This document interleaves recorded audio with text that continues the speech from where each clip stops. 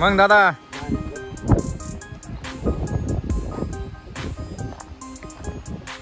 काय शेतकरी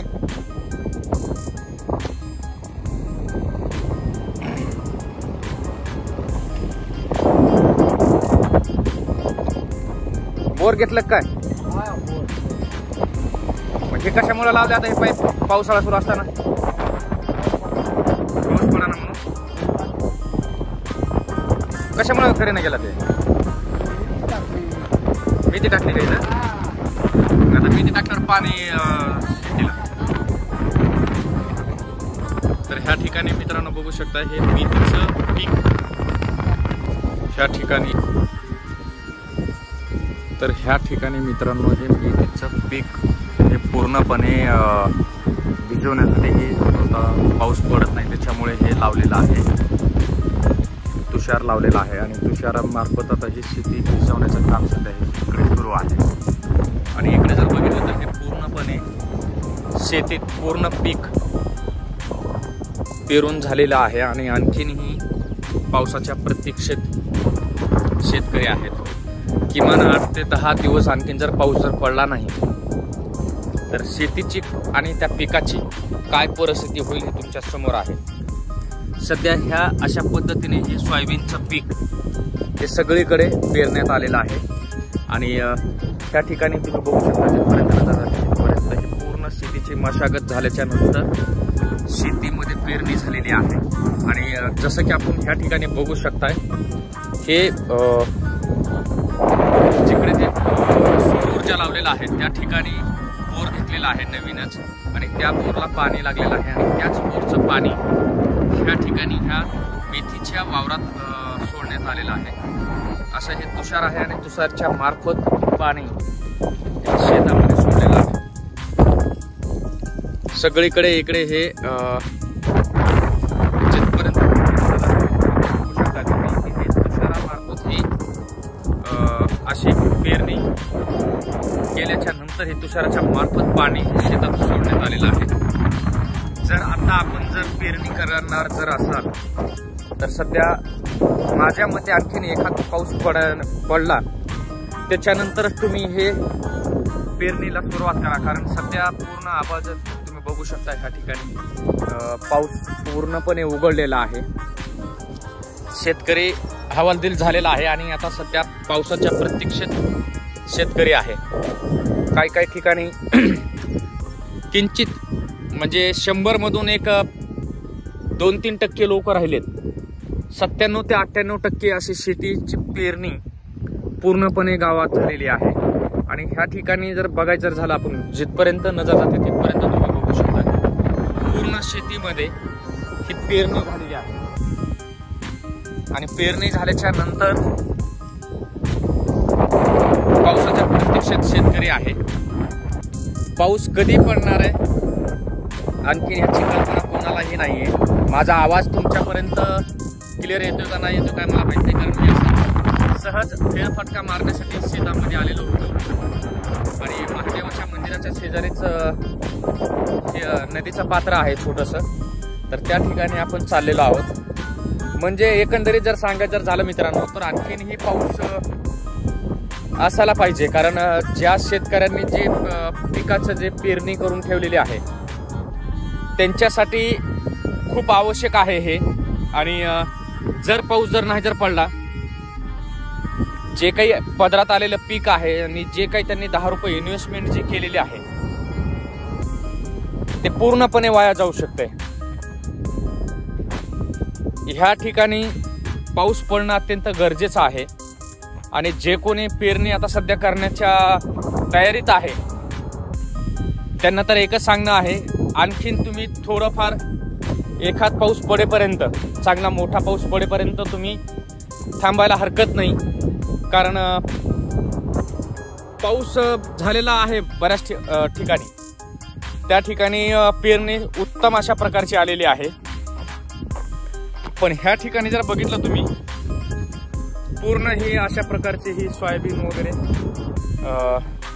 जे राजमा जो आहे राजमाचं पीक इकडे आमच्या गावाकडे जास्त प्रमाणात आता सुरू आहे. सोयाबीन आणि राजमा त्याच्यामुळे हे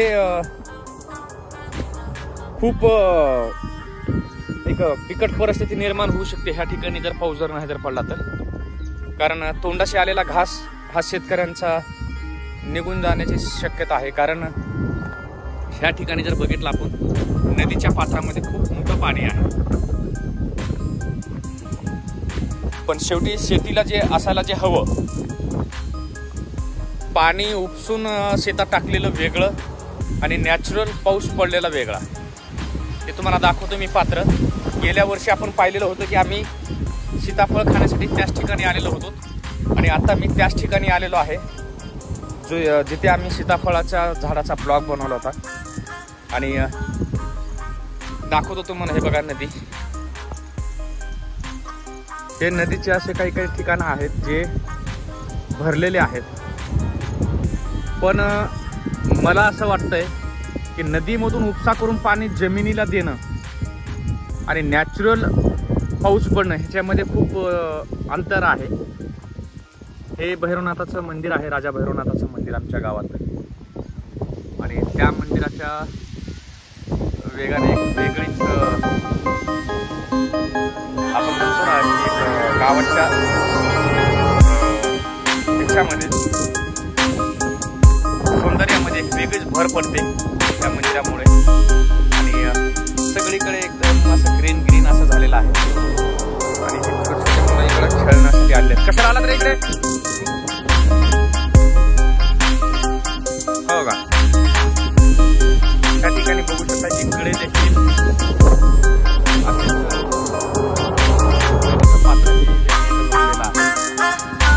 आणि छोटी मुलं आहेत. आणि त्या ठिकाणी मुलं जी आलेले आहेत त्यांच्यासोबत आपण गप्पा मारणार आहोत. त्या ठिकाणी मित्रांनो बघू शकताय छोट्या छोट्या मासे आलेले आहेत. ते बघा मला दिसत आहेत.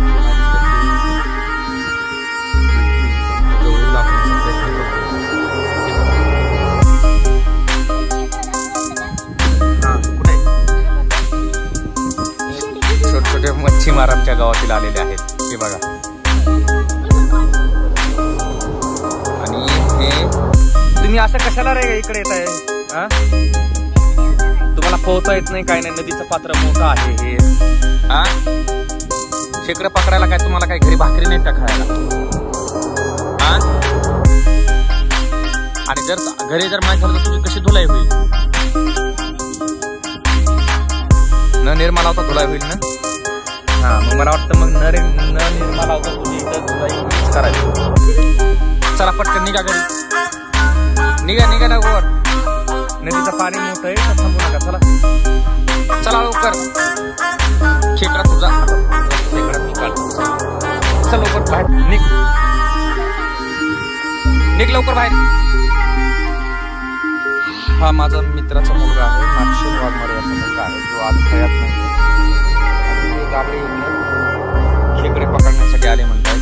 चला लवकर निघा. निघ रे चल. दोघांचे वडील हयात नाहीत आणि दोघंही इथे मोकार अशा ह्या नदीचं एवढं मोठं भलं पात्र भरलेलं आहे. त्याच्यामध्ये मासे आणि काय पकडायचं. चला निघा लवकर निघा. तू निघतो का कसं का. चल लवकर. तर मित्रांनो आलतो एक म्हणलं आपलं काहीतरी छोटासा एक ब्लॉग कंपल्सरी असावा आणि त्यासाठीच काही गावचा नजारा तुम्हाला दाखवायचा होता. बरेच लोक मुंबई पुण्यासारख्या ठिकाणी राहतात आणि त्यांना गावाकडचे असे व्हिडिओ बघायला आवडतात.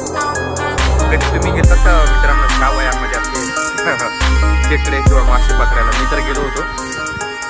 हे समोर जे अगोदर जे गेले ते नागशेन वाघमारेचा मुलगा तो आणि मी नेहमी यायचो इकडे. पण आज त्याचा मुलगा सुद्धा इकडे आलेला होता. शाळेला सुट्टी आहे. शनिवारचा वार आहे.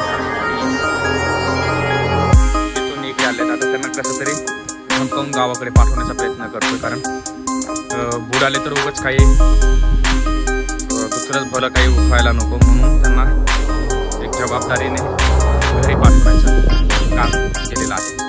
आणि एक छोटासा एक प्रयत्न केला होता छोट्या खाणी की आपल्याला काही गावाकडची शेतीची कशी काही कामं चालू आहे काय आहे ते दाखवण्याचा प्रयत्न करत होतो. हे जे झाड जे दिसतंय मित्रांनो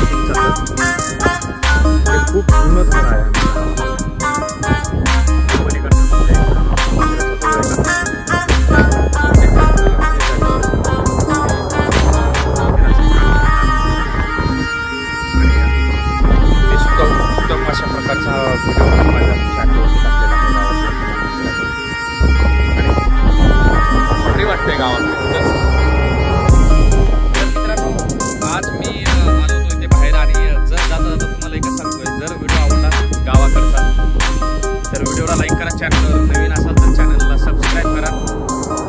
बटनला प्रेस करा आणि तसंच नवनवीन व्हिडिओ पाहण्यासाठी आपल्यापर्यंत मी वेगवेगळे काही अपडेट देत राहतो, त्याच्यामुळे चॅनलला नक्की सबस्क्राईब करून ठेवा.